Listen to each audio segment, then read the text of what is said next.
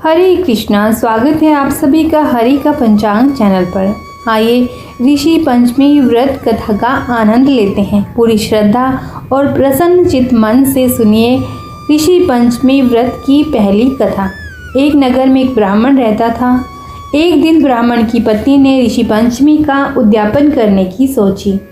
इसके लिए उसने ऋषियों को भोजन के लिए आमंत्रण दिया, लेकिन दूसरे दिन वह रजस्वला हो गई।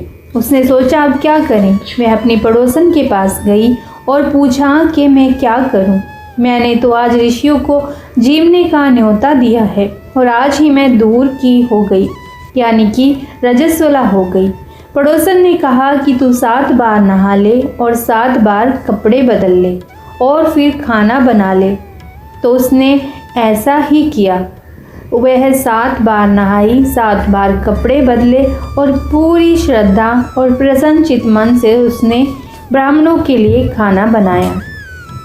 ऋषि जब घर आए और ब्राह्मण की पत्नी से पूछा कि हम 12 वर्ष में आँख खोलते हैं, भोजन में कोई आपत्ति तो नहीं है, यानी कि हम 12 वर्ष में केवल एक बार ही भोजन करते हैं, शुद्ध ही भोजन बनाया है ना। ब्राह्मण की पत्नी ने कहा कि भोजन में कोई आपत्ति नहीं है, आप आँख खोलिए। ऋषियों ने जैसे ही आँख खोली तो देखा कि भोजन में कीड़े पड़े हैं। यह देखकर उन्होंने ब्राह्मण और उसकी पत्नी को श्राप दे दिया। उनके श्राप के कारण अगले जन्म में ब्राह्मण ने तो बैल और उसकी पत्नी ने कुतिया के रूप में जन्म लिया। दोनों अपने बेटे के यहाँ रहने लगे। बेटा बहुत धार्मिक था। एक दिन लड़के के माता पिता के श्राद्ध का दिन आया, इसीलिए उसने ब्राह्मणों को भोजन पर बुलाया।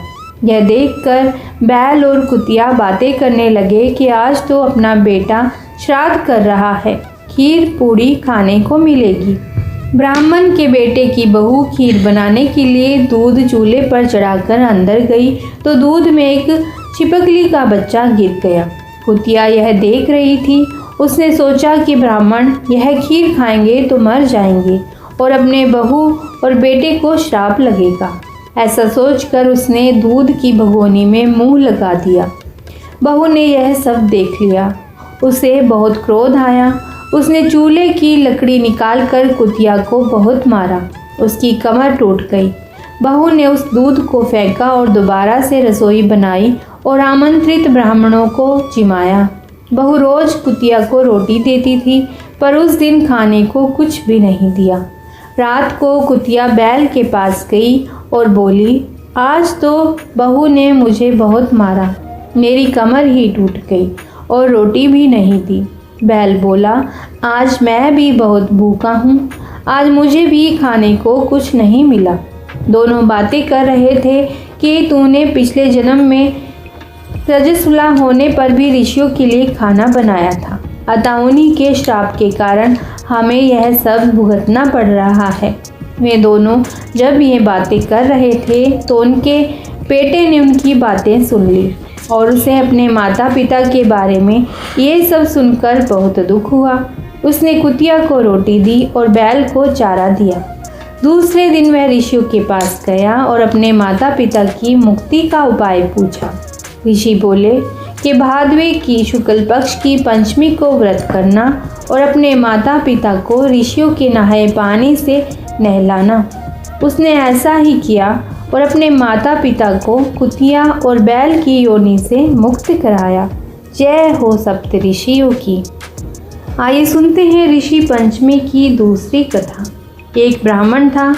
वह ऋषि पंचमी का व्रत करता था। उसने पूजा करने के लिए प्रसाद बनाया और किसी काम से बाहर गया। उसकी 7 बहुएं थीं। सबसे छोटी बहू का मन प्रसाद खाने को हुआ।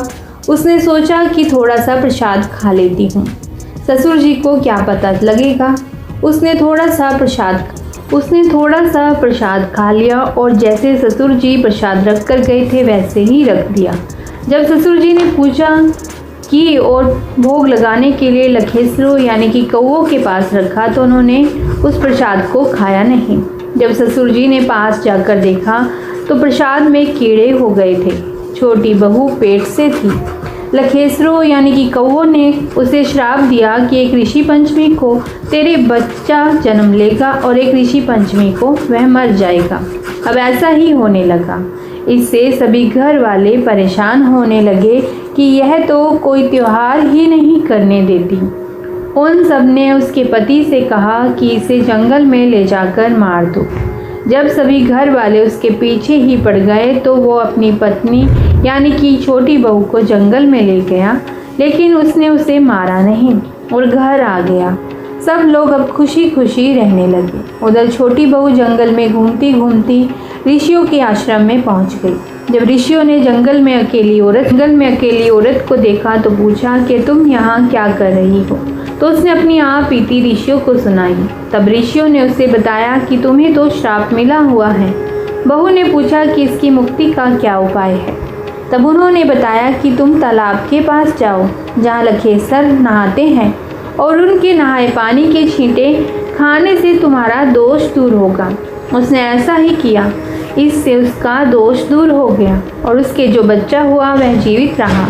उसने वही जंगल में कुटिया बना ली और रहने लगी। उसका बच्चा भी बड़ा होने लगा। एक दिन उसके पति के मन में विचार आया कि अपना देखे तो सही कि अपनी पत्नी जिंदा भी है या नहीं। वह जंगल में गया तो उसने देखा कि उसकी पत्नी एक बच्चे को खिला रही है। वह उसके पास गया और पूछा कि तुम कैसी हो और ये बच्चा तुम्हारे पास कहाँ से आया। तब उसने सारी बात बताई कि कैसे उसका दोष दूर हुआ। वह बहुत खुश हुआ और उसे अपने बच्चे को लेकर घर आया और अपने घर वालों को सारी बात बताई। सारे घर वाले बहुत खुश हुए और छोटी बहू और उसके बच्चे का खूब स्वागत किया। सब लोग खुशी खुशी एक साथ रहने लगे।